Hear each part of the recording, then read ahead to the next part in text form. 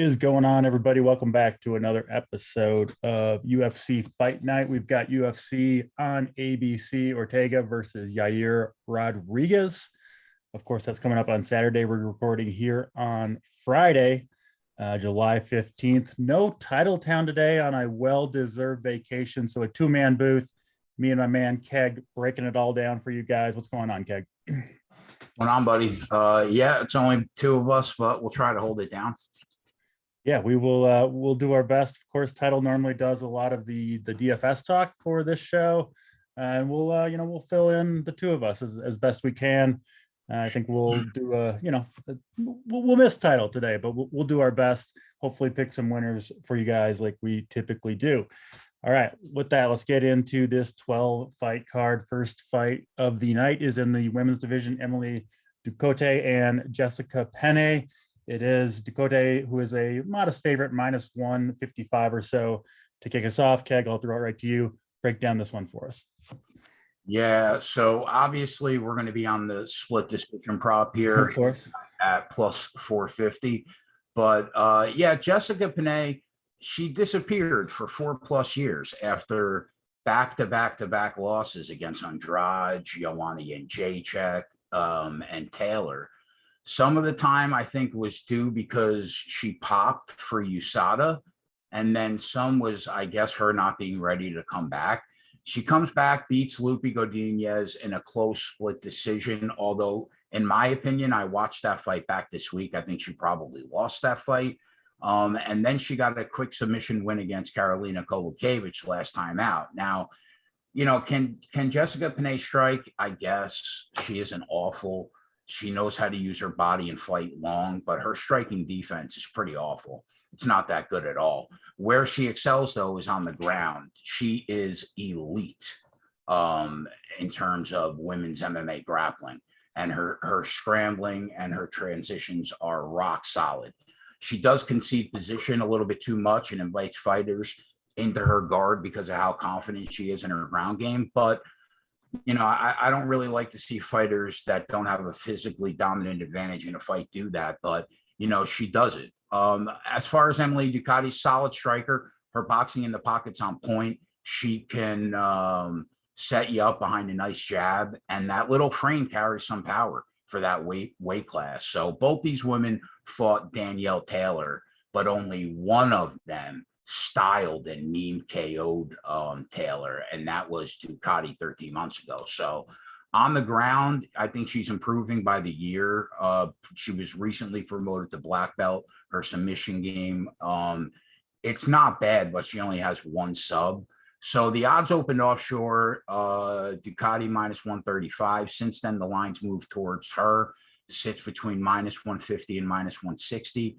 I guess I get the line move, man. I probably agree with it. She's better on the feet, and she's getting better by the week in terms of BJJ. So I'll pick Ducote to win the fight here. Yeah. If you need more action than our women's split decision, it would probably be either her by decision at plus 165 or the double chance, her by KO or decision at minus 120. Aside from that, nothing much here. Yeah, it makes a lot of sense. DFS wise, two mid-tier price tags here. Ducote is 8,200. Penne is 8K. It is favored to go the distance. Keg, if you had to pick obviously you're on Ducote to win the fight. You think she's more likely to finish as well? If you're, obviously for DFS, we're trying to get a finish for most of our fighters. I mean, I think that Penne is live to get a sub if the fight hits the ground. And I think that Emily Ducote is live to get a knockout if it all goes well for her and this fight stays on the feet. So yeah, makes sense. I think a fight that you probably don't want extreme exposure to, but at least for a women's MMA fight, fairly likely to finish inside the distance.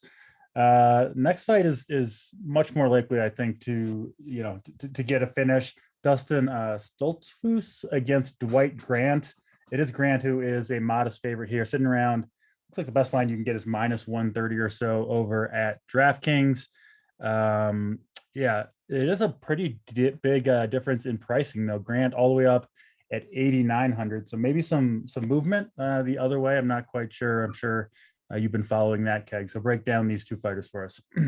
Yeah. So like no matter who you think probably wins this fight, right? It's got to be concerning as a bettor that Grant just suffered a TKO loss to Gendasco like 80 days ago, less than 3 months ago. Now, Yeah. was he flatlined, dead? No, but he was dropped multiple times, couldn't really stand on his own at the end of the fight. Well, so considering that he probably only had 2 or 3 weeks to heal before jumping right back into a whole nother fight camp to get ready for Stoltzfus, that's a little crazy, man. On top of that, Grant thought it was a good idea to step up and weight for the first time in 9 years. And he moves to middleweight for the first time, which is also a head scratcher. So, but listen, as a striker, he doesn't have great technique really at all. He throws winging hooks that come from the ground. They look really bad at times. But when he touches you, he carries some real power, man. Like he hurts people. But besides bad technique, the volume's really not there. I think he under the average strikes landed per minute in both weight classes that he's fought in. But when he connects, it matters. He almost beat Danny Rodriguez and hurt him badly in the first round. And I rate Danny Rodriguez really highly, but he did come back to knock out Grant. He doesn't really have much of a ground game at all. The one thing I will say is that he's pretty hard to take down. His takedown defense is about 68%. On the other side, Dustin Stoltzfus, he has not shown us much, man. He's 0-3 so far in the UFC, but to be fair to this dude, he fought Gerald Meerschaert, Vieira, and Kyle Dawkins. Those are 3 people that are probably better than Stoltzfus, right? So I think, you know, on the ground, his top control wrestling game is suffocating. He's a BJJ black belt. His transitions and reversals are really good, but on his feet, he's not that good. If we're being honest, he's not that good. He fights behind a good jab. He tries to keep himself out of trouble until he can shoot for takedowns. But aside from that, he's really a grappler. So the odds open up short, Grant minus 175. That was a little crazy, man. He was knocked out 80 days ago. So the line movement's been interesting because, like you said, it did open offshore at a much bigger price, 180 or whatever it was, and it stayed there for a while. But just in these last 2 days, significant money, it looks like, has come in on Stoltzfus. I'm not sure why, but just looking at the the graph over at Best Fight Odds, they kind of provide the where the line movement has been. You don't see them like that very often, where it was kind of stagnant and all of a sudden it moves heavily in one's favor. So it does make me wonder if something's going on there. But well, for me, I'm not even convinced that Grant could win a 3-round decision on the feet against Stoltzfus because he's not a technical striker. Like I think if Stoltzfus doesn't get KO'd, he's live at least to win a decision on the feet. Yeah. So I'm going to take the dog here. Give me the dog. I think he gets his first win. His best chance to win is probably by decision. I threw a half unit on him earlier in the week on the money line at plus 125 and another half unit on him by decision in that plus 370 range. Aside from that, I don't really see much. Yeah, I'll be curious to see if the line continues to move significantly for Stoltzfus' favor. And, if it does, you might see him be one of the more popular fighters because he is just 7,300. And the reason for that is when DraftKings makes their pricing, they do it basically once they release the contest. It's pretty much mostly based on whatever the odds are at the time. And so, you can look at it 2 ways, putting on my title hat here. One, you get at least a perceived theoretical significant discount on Stoltzfus, but that will be most likely reflected in ownership as well. So I do like the Stoltzfus call, though. It'll be interesting to follow that line movement. And if it continues to move that way, I don't know. I probably won't bet the fight, but DFS wise, we'll probably take a shot on the dog. Hope it comes through, and obviously would provide significant price savings there as well. Next fight on the card, Dustin Jacoby and Da-Un Zhang. Close to a coin flip. It is Zhang who is a slight favorite, sitting around minus 125 or so. Jacoby, mostly a kickboxer, right? But he's got decent technique. Interesting, in his last fight, it seemed like there were some cardio issues. It seems like he was maybe coming off an injury, so I'm not sure what kind of Jacoby we'll see here. Zhang, I know less about. Does seem like he could possibly take this fight to the ground and maybe has more paths to victory. But yeah, kind of undecided on this one. Curious to hear where you stand, Keg. Yeah, so I made a mistake earlier in the week. The odds stood out to me in this fight on Sunday night. I didn't understand the line, and I really thought that it was probably 60 cents off. So I bet it immediately. Now, normally at Run Pure, the line moves with us, not against us. Right. We're not perfect. And this is one of those examples. Yeah. Because I definitely shit the bed. I think Dustin Jacoby should be ranked probably a little higher in this division. I think last I saw he was 15th. I like him, man. He's a meat and potato striker. He does nothing flashy at all, but the technique is there. Yep. He knows he could beat a lot of fighters in this division with a good jab, some accurate straights, and some solid check hooks. And on top of that, he's got a wicked chin and he has decent cardio. And when you get 10-8'd the way that he did in the first round against Ungubala, and then you come back to win rounds 2 and 3 to grab a draw, that is really impressive in this division. On the ground, I think he's average. That's the one knock on him, but his takedown defense is about 60%, and he makes his way back to his feet more times than not, right? On the flip side, I'm not a fan of Da Un Jung. Some people blow this guy, man, like he is the second coming. I don't see it, though, because on the feet, I think he's okay. He does have some power, but his technique, I think, is average. He could be effective in the clinch for sure if he gets the fight there, because he normally does have a size advantage in most fights. On the ground, solid top control wrestling if he can get you there. He does average 2.5 takedowns per 15 minutes, which is concerning. So that's solid. But the odds opened up. Here's the thing, bro. The line movement in this fight, the odds opened offshore at a pick 'em, right? That was objectively wrong, I thought. Since then, it went at one point to Jacoby as high as minus 145. And since then has flipped again, where Zhang is now a minus 125 favorite. So listen, I think the line is wrong here. I grabbed Jacoby immediately when I saw it at minus 130 because I thought he deserved to be a minus 170, minus 180 favorite, right? Why the money is coming in on Zhang, I don't know. I think that Jacoby's a tier above this guy. So, I unfortunately, I grabbed it at minus 130. I should have waited. But even still, I would tell everybody to take him now at plus 110. I don't really care about the line movement. I just think he's better. What do you do personally? Like, obviously you released the bet for subs at, the minus 130 line. And, once you post that, right, you're kind of on the record. That's on your record. Do you put, when line moves against you like this, and now you can get, fairly significantly better odds than you put down initially, do you double down ever and put another unit? More times than not, I do. But in this, the line movement was just a little too weird for me, where I was like, I don't know, man, this doesn't feel right. Because our subs asked that same question. Should we just bet it again? And I said, no, hold off. But ordinarily, I would double down. Yeah. And of course, anyone can make their own decision right there. I'm sure some will double down on it. But yeah, I mean, obviously we're not going to get every fight right. And when you're confused about the line movement, probably right to take the cautious approach more often than not. But it was just curious what your approach would be when it does, in the rare instance where it moves against you, right? Most of the time it is going to move in your favor, but kind of an interesting conundrum there when it doesn't go that way. So I'll go with you on the Jacoby pick. I was kind of on the fence, but you sold me on him. Let's go to the next fight on the card.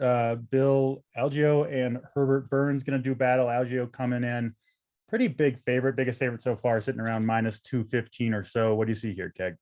Yeah, he's 3-3 in his last 6, but I don't think that Belal is a bad fighter. I like him. He's a very solid range striker. His footwork is always on point. He attacks the body more than a lot do in this division, and he mixes in his combinations well. On top of that, his cardio will be a major asset in this fight. His chin holds up pretty well in general, and he lands about 6 significant strikes per minute. So the knock on this kid is probably his takedown defense. I don't think it's awful. It's around 55%, but that's the perception.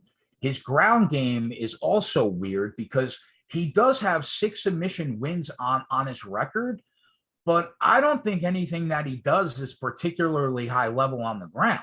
When he's getting the fight that he wants, he's striking from range, he's bouncing in and out of the pocket, and most of all, he's setting a pace. Herbert Burns, who we haven't seen in almost 2 years now. I really haven't been impressed by Herbert Burns, but he comes in off the knockout loss to Daniel Pineda in August 2020, right? And why he took so much time off between fights, I don't know. I looked on the internet for a reason. I couldn't really find one. I think that he'll be at a disadvantage in probably every exchange on the feet because I don't think his striking is on the level of Belal.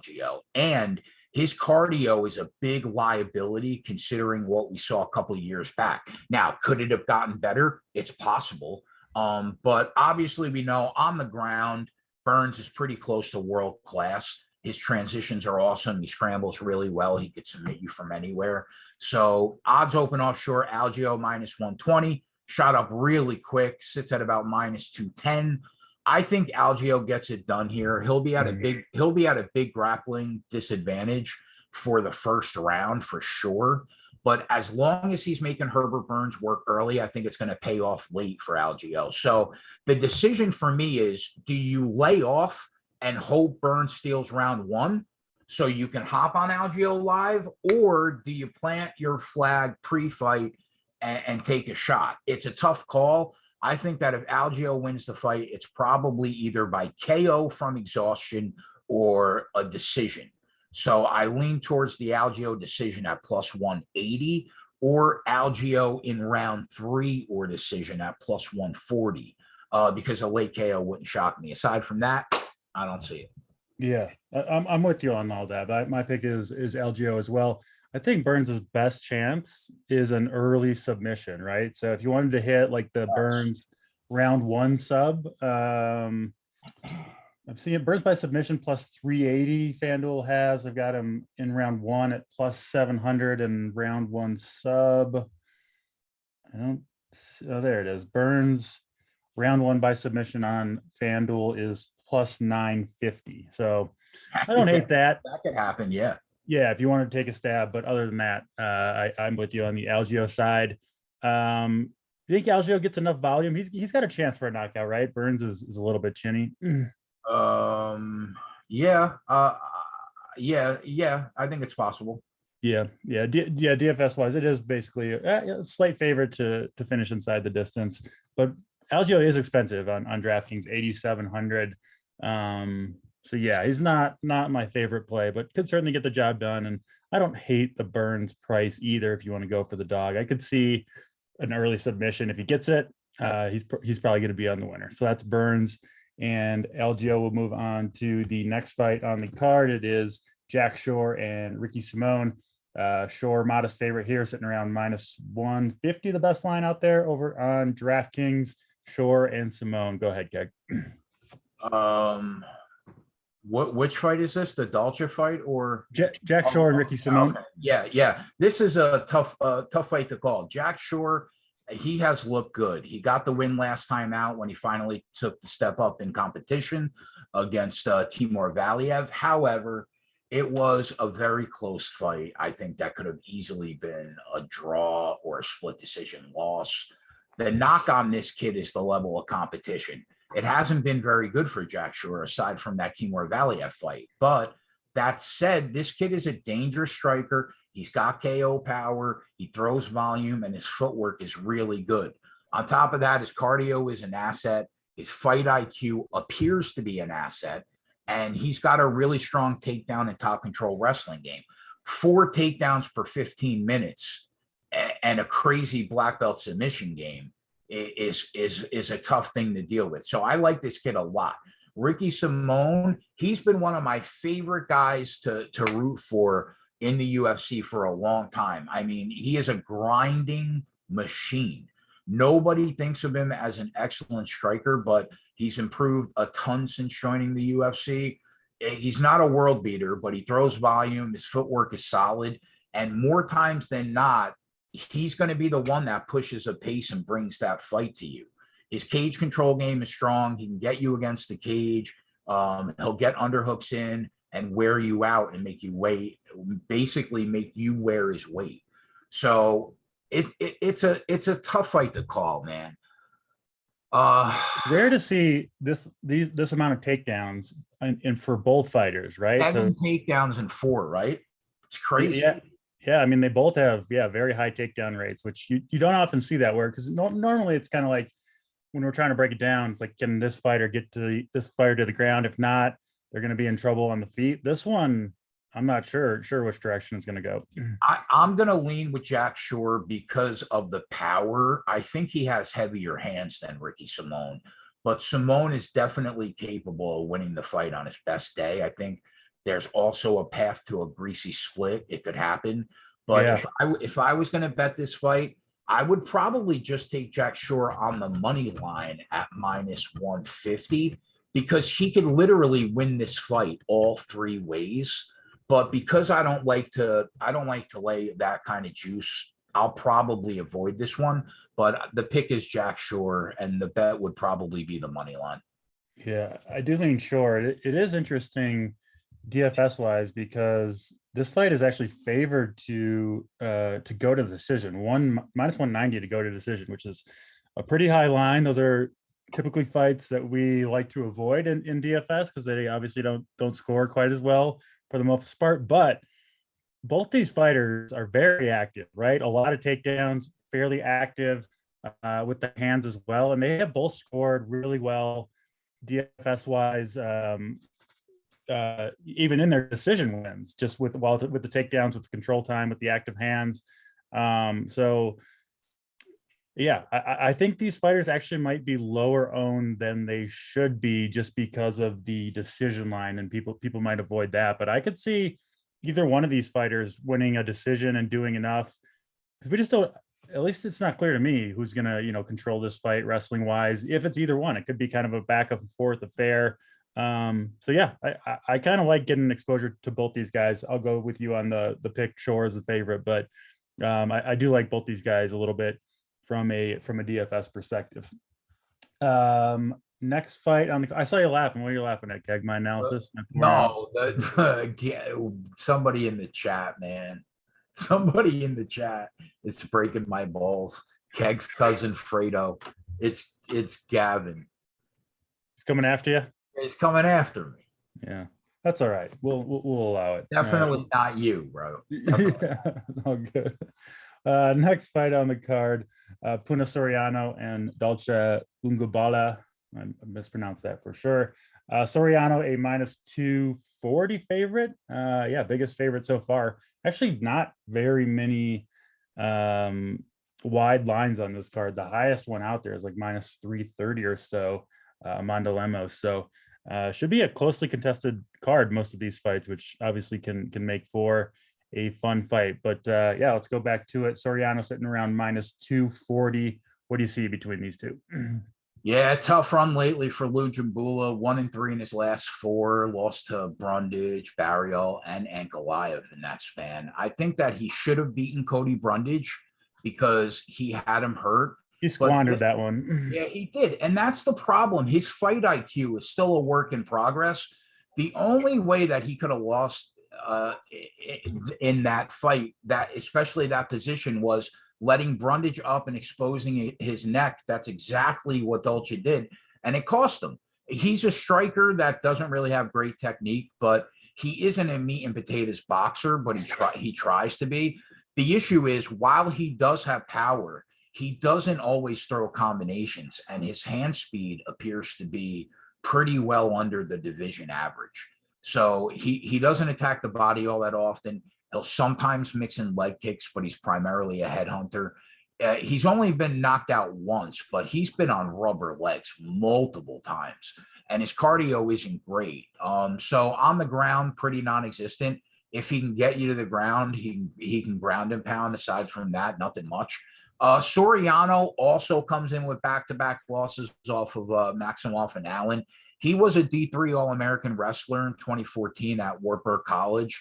And, you know, that's probably the best D3 wrestling school in the country, at least while he was there. But when you dig into the stats, he's only attempted 6 takedowns in his first 4 fights. So, you know, he secured 4 of those takedowns. So when he shoots, he can get them, but he doesn't really do it all that often. But on the feet, he's dangerous, carries real power. The technique feels more evolved than Ungubala does. And he throws more volume than Dolce, which could be a big determinant factor in this fight. So he's got the cardio edge for sure. So the odds open, Soriano minus 275. And, you know, Dolce Ungubala is taking about 50 cents of money. I'm going to pick Soriano to win this fight because of the volume and because of the cardio advantage. I don't feel great about it. Certainly not at minus 215, but these fighters they can probably KO each other. And there's probably a better chance than not that this fight ends by knockout. Yeah. But I'm going to lean Soriano by decision, as crazy as that sounds, at plus 260. I'm not going to bet it, though. I'm not going to bet this fight at all, honestly, because I don't see the value really anywhere. But that would be my pick, Soriano. You gave me, I don't have much to add on the fight. Soriano my pick too, but you gave me a little PTSD with the mention of Wartburg College. I played in the same in the Iowa Intercollegiate Athletic Conference D3. I went to a college called Luther College, and we played Wartburg twice a year. Okay. I played center back in college, and they had a striker from Ghana who just torched my ass one game for like 3 goals and a half, and I got like yanked at halftime. So I hadn't thought about what are the odds that I bring up Wartburg College and you have a story? Yeah, that's what I'm saying. I had to mention it. He was he was fast. I was not. It was an ugly scene. So there you go. I'll go with Soriano then, because if he's anything like that guy, he's a better athlete than I am. Let's go to the next fight on the card, women's division. Miesha Tate, minus 220 favorite over Lauren Murphy. Tate coming off impressive performance in the TV show The Challenge, I believe it was, and makes a step down in weight class here, right? I think moving down a weight class. Looked really good on the scale, I will say. And I kind of like Miesha Tate here. So DC's got to take. I think she has her way with Lauren Murphy. What do you see between these two? I don't understand why she's dropping a weight class. I guess it's the title chase. She's gonna get a title shot if she wins, I think.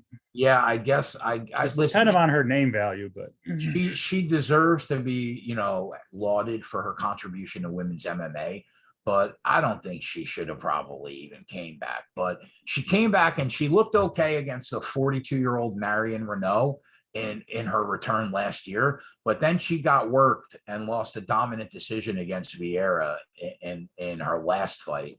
Listen, where is she at this stage in her career? I'm not sure, but I don't think that she's as good as she used to be. Her striking is okay, not great. The technique is kind of there, but whatever power she used to have, if she had any, is probably gone.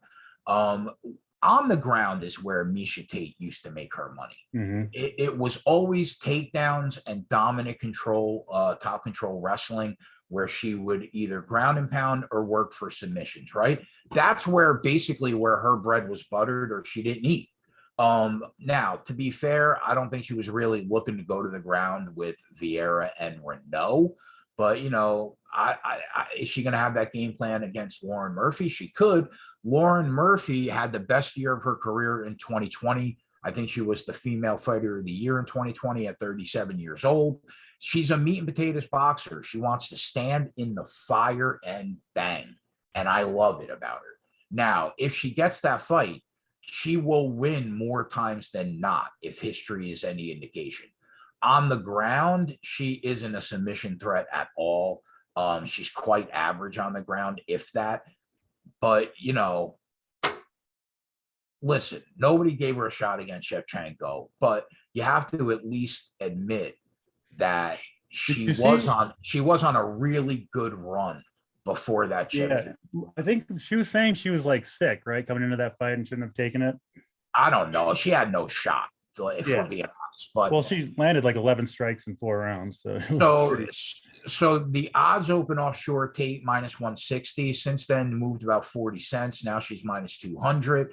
It's a tough fight to call because, you know, I think that Miesha Tate will lose the striking exchanges. I really do. But at the same time, if she goes back to her roots and plays the takedown game, she's probably going to have success and get the win. So we're on the split decision. At plus 350, it's the lowest price of the three, but it's got the best chance this weekend, I think, of cashing by far.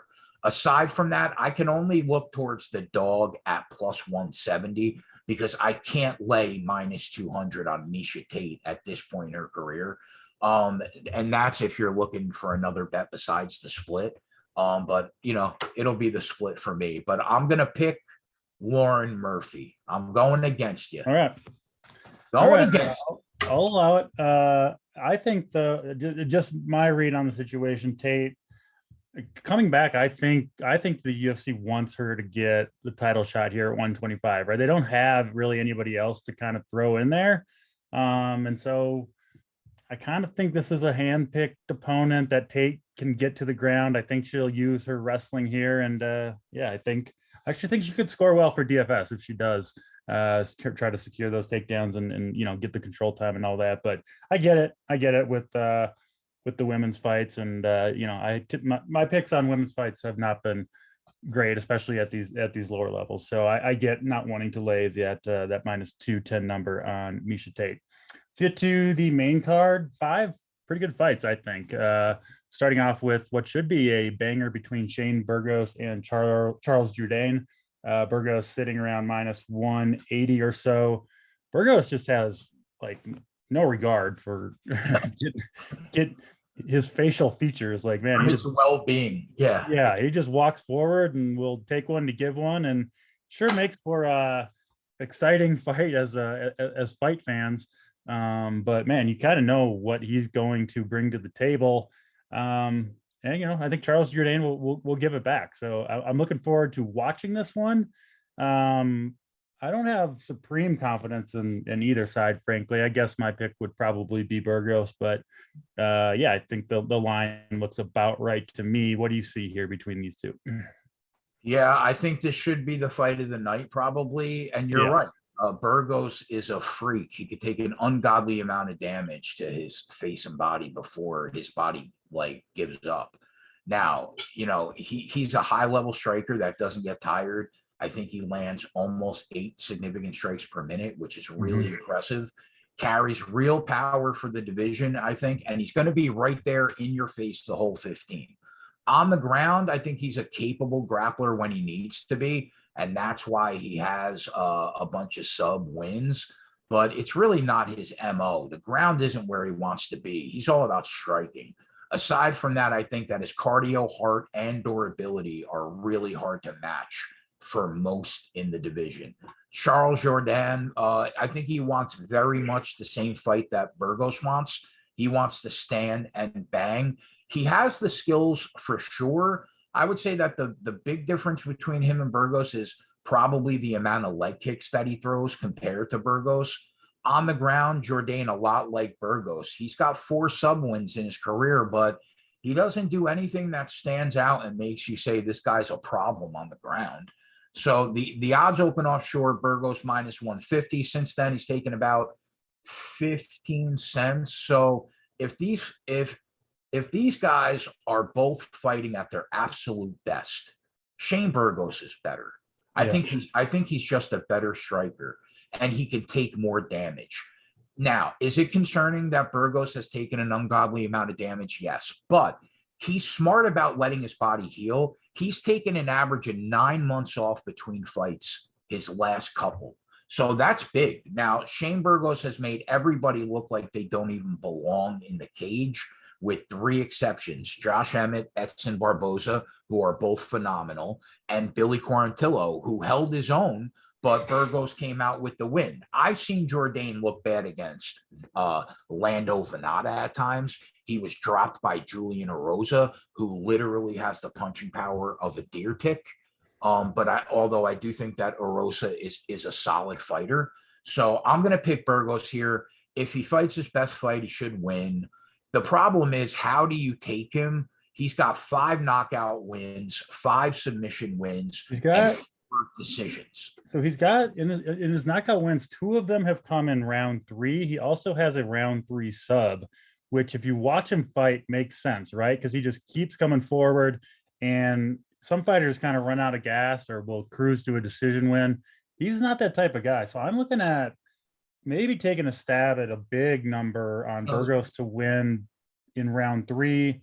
You can get him to win by KO in round 3 at 1,500 if you want. I don't know. You teed it up well, because the 2 angles that I would be looking at is either Burgos inside the distance at plus 170 or Burgos in round 3 or decision at plus 140.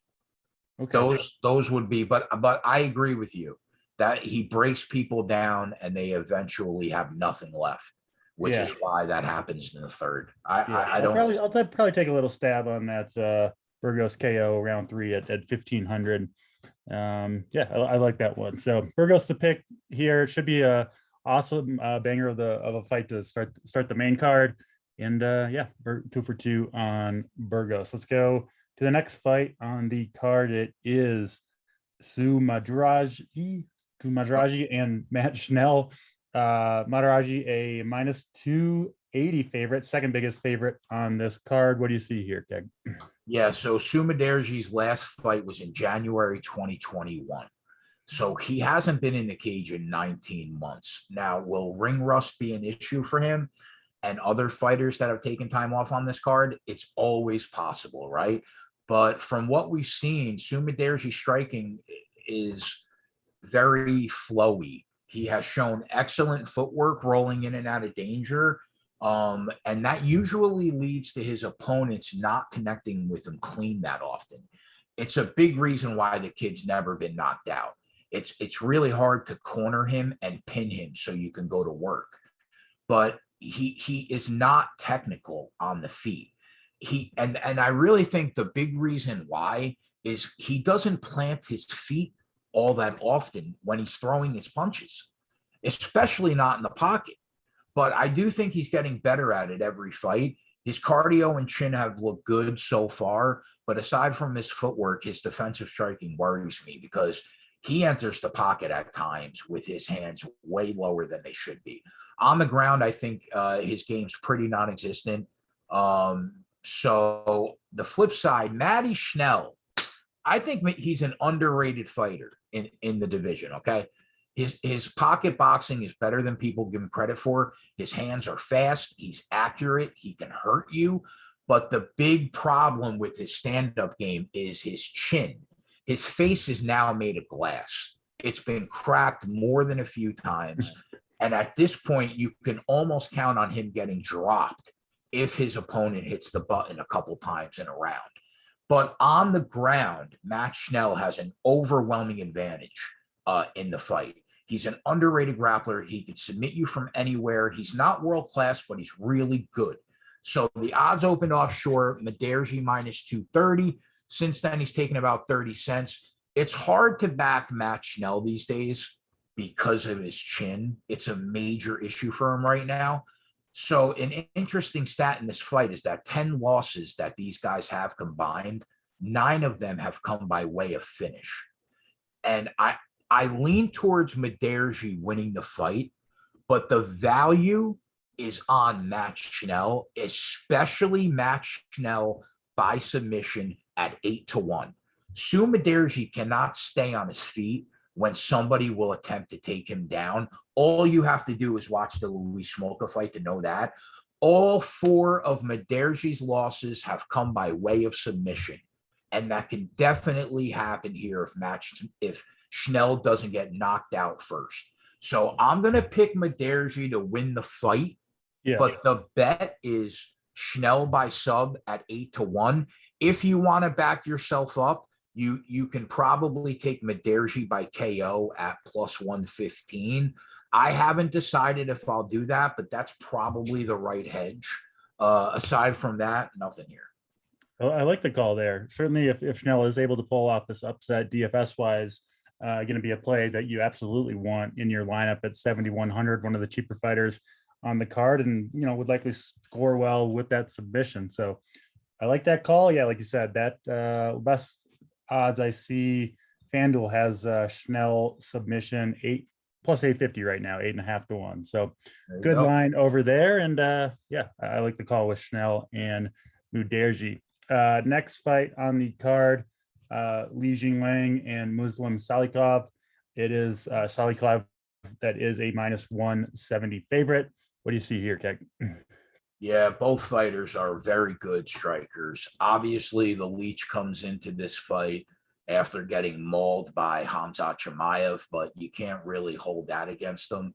He's 2-2 in his last 4, but they were losses against Chimaev and Neil Magny, which that's not awful. You can't hold that against him. And He's got some really nice wins recently.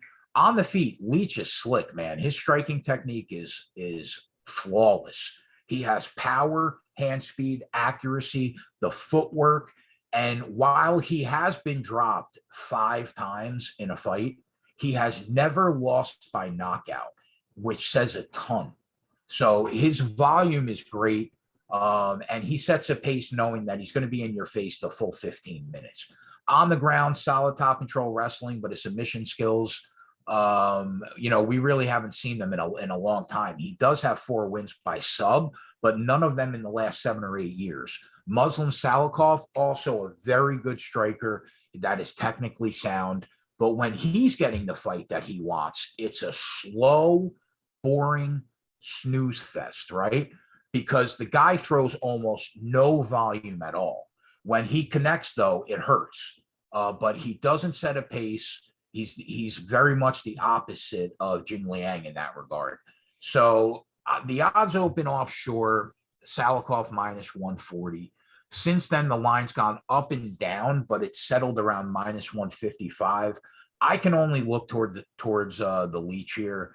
If you give Salikov all the respect in the world, this fight should still be a pick'em. So in my opinion, the value is on Jingliang around plus 145. You can shop around. You might catch plus 150. I also think there's some value on him by decision at plus 460. Can he melt Muslim Salikov's face off? Probably.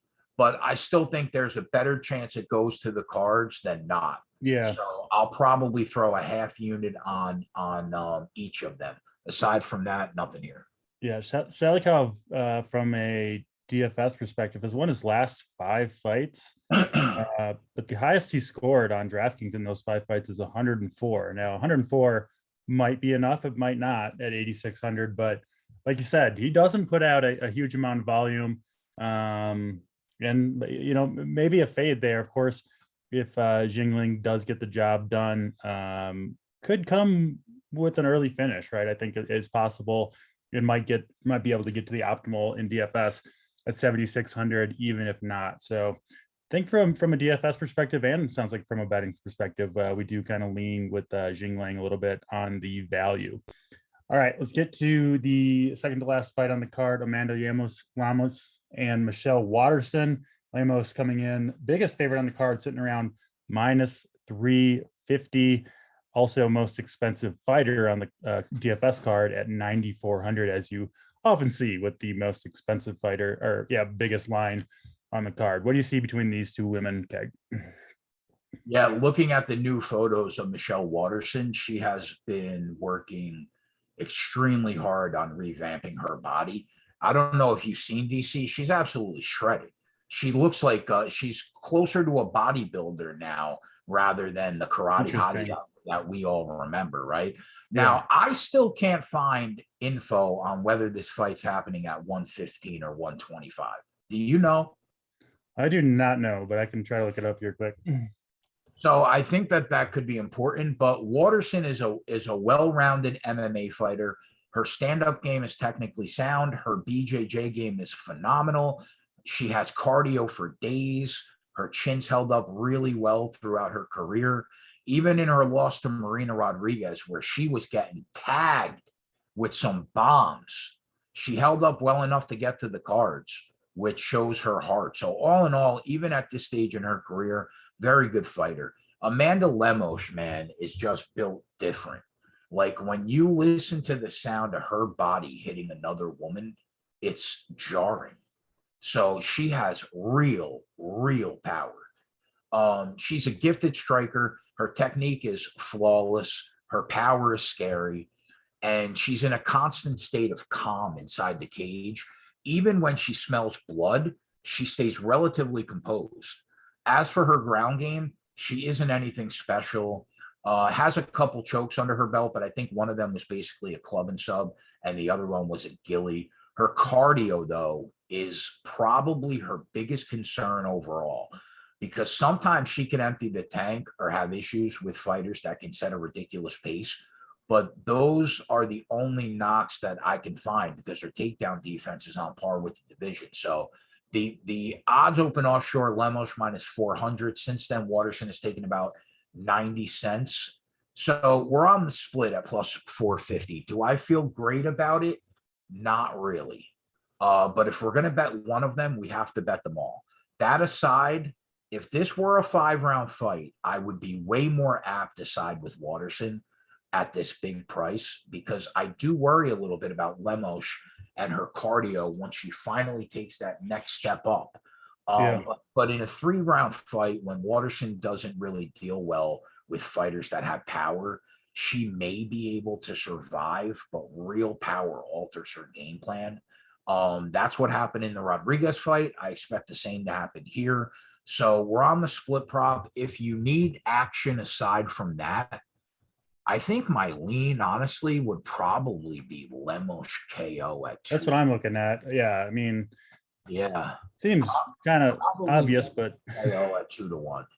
Well, you can get. I'm seeing Lemos by KO everywhere. Has it at 225, except for FanDuel has a 270 out there right now. Which, but the reason why you have to bet the splits is because Waterson can fall on her, keep top control for a whole round, and get one more takedown in the third, and you can have a split. You know what I mean? Yep. So, but I agree with you. Lemos KO would be the other bet.